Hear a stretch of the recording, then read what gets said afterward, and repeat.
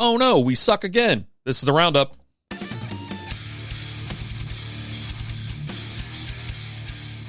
What is going on, Ranger fans? This is the Texas Rangers Roundup. I'm RD.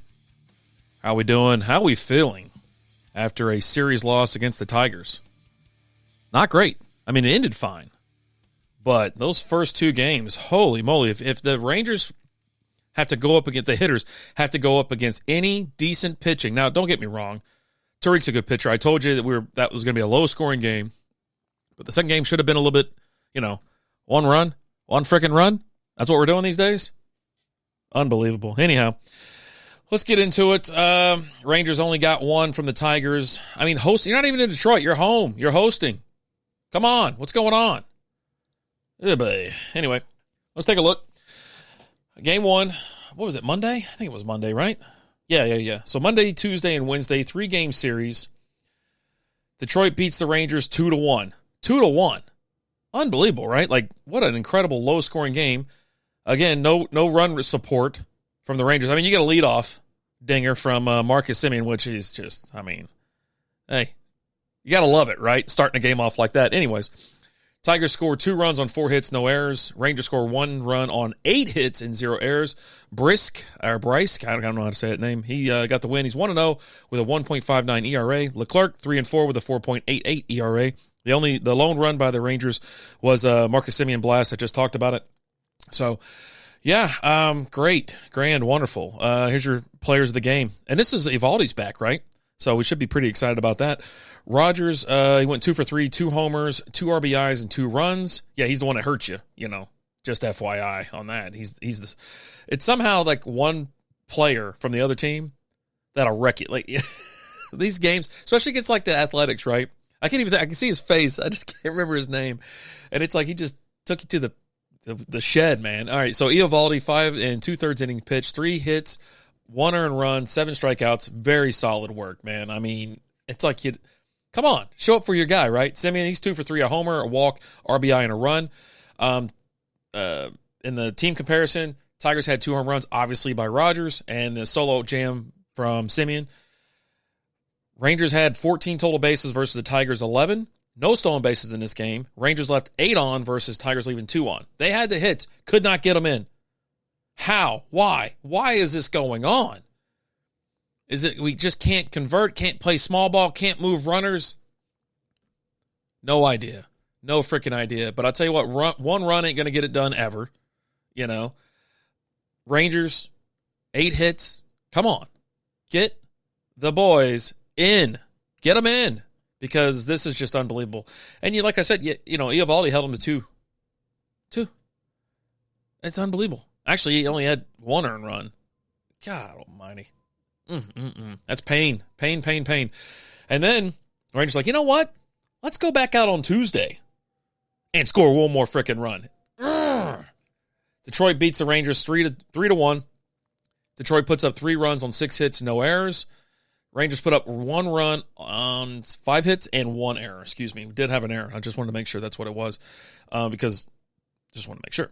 So Flaherty gets the win, 3-4, 3.22 ERA. Dunning gets the loss again, 4-4, 4.09 ERA. Foley gets saved, 12th of the year, 3.18 ERA. I mean, 5 hits. It's not that great. Tigers got 6 hits, scored 3 runs on those. Thoughts on that? Top performance, Flaherty, he got the win through 5 innings. Only gave up 2 hits, no earned runs, 4 strikeouts. McKinstry, he went 2 for 4, a homer, triple, 2 RBIs and a run.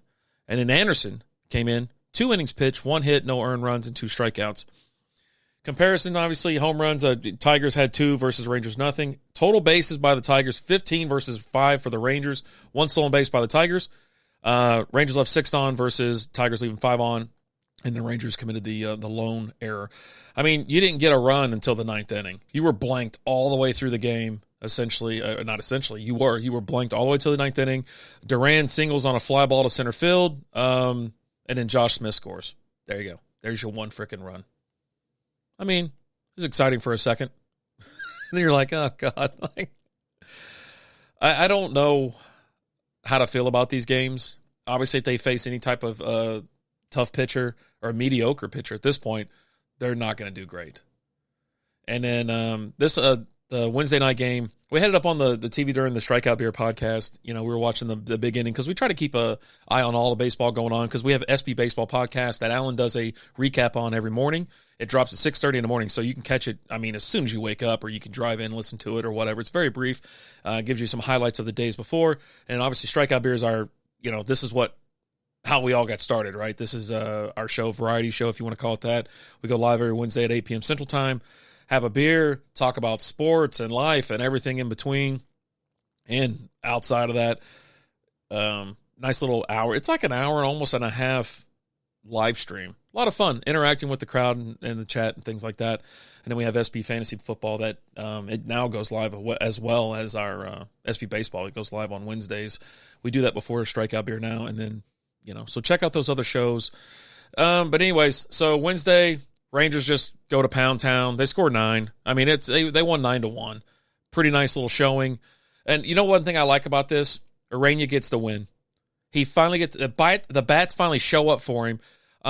Tigers score 1 run on 2 hits and had 2 errors. Rangers score 9 runs on 12 hits and no errors. Urania gets the win. He's 2-5 with a 3.44 ERA. He deserves better. He should have a better record than that. Wentz gets the loss, 0-1 with a 6.31 ERA. I'm pretty sure that the starting pitcher went down in the first inning. I think he threw 2 pitches or something like that. I can't remember. Alan and I were sitting there talking about it. I got distracted. It's just one of those days, right? So they start right out of in the second inning. They score 1 in the second, 3 in the third, 2 in the sixth, and 3 in the eighth. Really nice. I think Jonah got him. Was it Jonah that got him started? No. Corey Seager got him started. He had knocked in Jankowski and then put Marcus Semien on third. And then the bottom of the third inning, Josh Smith hits a homer, makes it 2-0. Then Heim time, baby. He knocks one out, 2-run jam that scores Nathaniel Lowe. And then Duran actually reached, in the bottom of the sixth, Duran reached on a fielding error. And then Jonah Heim actually scored. Marcus Semien slid over to third. And then Smith singles to center field and scores Marcus Semien. So there you go. There's some other scoring, but it was just, out by then. You know what I mean? They already had the lead. This wasn't even a close contest. Your top performers were Urania. He got the win at 6 2/3 inning pitch. 1 hit, 1 earned run, 6 strikeouts. Smith went 3 for 4. Homer, a double, a walk, 2 RBIs, a run, and a stolen base. Heim time, baby. 3 for 5. Had a homer, double, 2 RBIs, and 2 runs. Very nice work there. The team comparison here, Rangers had 2 homers versus the Tigers 1. We already talked about that. It was Heim and Smith. Total bases for the Rangers, 20. 20! Unbelievable. The sticks came alive. Well, it's bad pitching. What are you going to do? Versus the Tigers 5. 2 stolen bases. Tigers had none. And then left on base. Rangers won that battle 10-2. Tigers committed the 2 errors of the game. It's nice to see him bounce back. But on the third game, on a 3-game series where you've already lost and put up 1 run in each game, 2 runs total prior to that, yeah, great. That means you can't hit against good pitching or even middle-of-the-road pitching. I don't know what the deal is, but kind of makes me nervous. And then they have a pretty tough series starting tonight. The Giants are coming to town. They're going to be here. Actually, it's tomorrow. Excuse me. I said tonight. I'm actually going to drop this on Thursday. And so you'll be listening to this in about an hour. So the Giants come to town Friday, Saturday, and Sunday. They got a 7:05 start time, a 3:05 start time, and then they bumped up the game on Sunday an hour early. It's going to be a 12:05 start. Let's be honest. The Giants aren't great, but they're not good. They're running about as hot as the Detroit Tigers were. You know what I mean? Dude, the Detroit Tigers are now 500 because they played the Rangers. And the Giants, as we speak, are 30-33 with a 476 win percentage, 8 games back on the Dodgers in the West. They're currently in third place in the West. They're 17-4 at home, 13-19 away. This is what I like to see. I like to see teams that struggle on the road, and they're playing the Rangers at home, obviously. Runs scored 273, runs allowed 301. They got a negative 28 differential there. They're on a 1-game winning streak. They're 3-7 in the last 10. I love all these stats. It looks like it matches up well for the Rangers where they have a little bit of an advantage from being at home. But, dude, I don't know what to think anymore. I don't know how to feel because I'll be honest with you, looking at the probable pitchers They don't have anything listed for Saturday or Sunday yet, but they're trotting out Logan Webb Friday night. Right-handed pitcher, he's 4-5 with a 2.95 ERA and 67 strikeouts. I think that's going to be a problem. Right now, Rangers have Michael Lorenzen, right-handed pitcher, 3-3 with a 2.96 ERA and 44 strikeouts. So you would think that, hey, we got a shot as long as we help our pitcher out. But then again, they're not that great hitting against good pitching. It's going to be a wild weekend. I'm hoping to win at least the series, 2 out of 3. I'm not going to settle for one game like in Detroit. I will come on here and bash them and complain, kick and piss and moan, but you have to stay positive. I mean, it's June. It's the beginning of June. Still kind of hanging around. Rangers right now, they're in second place in the AL West. They're 4.5 games back now on the Mariners. They're 30-32, 484 win percentage. They're 15-15 at home, 15-17 on the road. They got a plus 13 on the runs scored, runs allowed differential. Currently on a 1-game winning streak. They won yesterday, obviously. 6-4 in their last 10. They've just struggled a little bit. And if that wasn't enough for you, I got some difficult news. Corey Seager exits the game with a left hamstring tightness. This is after his RBI single in the second inning. We'll see. He's going to be evaluated. You don't know before any moves are made. And, yeah, that sucks, right? I mean, that's terrible news. Max Scherzer, he continues to progress. He threw 2 innings of about 20-25 pitches, live batting practice. You can go check out the video. I mean, he's just getting a little old anyways. Like I told Alan. Alan loves Scherzer. I'm just like, yeah, he's just getting a little old. Is he going to bring anything to the table? He's been hurt for a year. It seems like forever. And then John Gray, he's still injured. He's supposed to be back early June. He threw a bullpen of 40 to 50 pitches on June 4th. So that's great. Evan Carter, he's not expected to return until July. It's just that back injury. It's a little worse than they thought. It is what it is. And but anywho, yeah, that's your injuries and whatnot. Some promotional items this weekend at the ballpark. Pretty cool. Friday, they got a pregame happy hour presented by Anheuser-Busch. $4 beers at the Carbach Brewing Sky Porch. Hello. $4 beers. It's usually $15 beer night at the ballpark. I'm in. And then you have, they're doing the same thing on the Saturday afternoon, a 3:05 pitch. Pregame happy hour. $4 beers at Carbach Brewing Sky Porch. Hell yeah. I'm in on that. Nothing really much going on Sunday. You get the dollar ice cream for kids 13 and under. Cool. That's every Sunday. But just looking ahead, I see on June 18th, the Mets are in town. Mark your calendars. It's Seager and Semien Silver Slugger bat. First 10,000 fans. They line up early. And then June 19th, Marcus Semien replica postseason jersey early. If you do not believe me, go check out X, and there's videos, there's pictures. It's absolutely insane how early everybody gets there. Oh, buddy. The lines are insane, and then the secondary market's quite ridiculous now. We were talking about it, I believe, on SB Baseball or Strikeout Beer last night. I can't remember.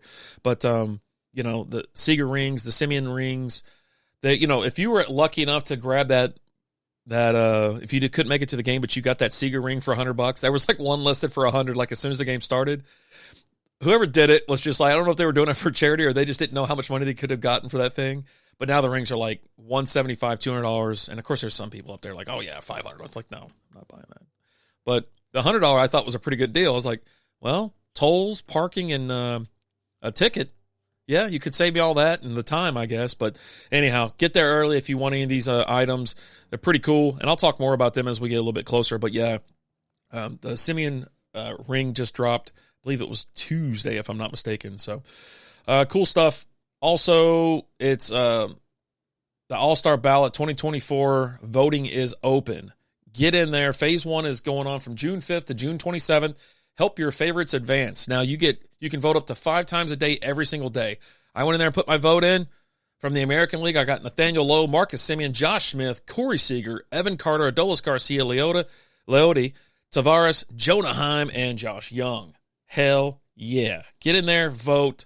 Get your boys to the All-Star game. Last year it was so cool seeing so many of them out there on the field. But, yeah, as far as my thoughts in these upcoming games, like I said, I hope we get to. That's the hopeful part. There's no way we're sweeping. We just just don't have it in them. They don't have it in them right now. But if they did, holy moly, it'd be amazing. My wife's going out there for the Friday night game. I wouldn't mind going out there for the Sunday game, to be honest. A nice little afternoon action. It's getting a little warm here in Texas, so I assume that the roof's going to be closed going forward. You're talking, 96, 95, 96, and 93 out in Arlington. There, afternoon game. Maybe they'll keep it open on a Sunday afternoon. It won't get to the 90s till about 3, maybe. Be kind of nice. Every time I've been out there, well, you know what? When I went to the World Series during COVID, they had the roof open. Yeah, they're like, oh, we're going to open the roof and all that kind of stuff. That's when I got to see Corey Seager. It was the first time I got to see him live. He was playing for the Dodgers, if I'm not mistaken. And but yeah, it's nice to have the roof open during the spring. But let's be honest, when it gets hotter out, you're like, yeah, no, I want the AC. Pour it on me. Let's go. And I've been out there for some day games, and they've had the roof closed already. They don't mess around, which is nice. With the humidity and the crazy weather. If it's nice and cool, yeah, let's roll. But if not, that is what it is. Let's try to get some wins. Let's stay positive. Let's go Rangers. Y'all have a great weekend. Yeah, weekend. Let's go Rangers. Let's go Rangers! Let's go Rangers! Let's go Rangers! Thanks for listening to Roundup.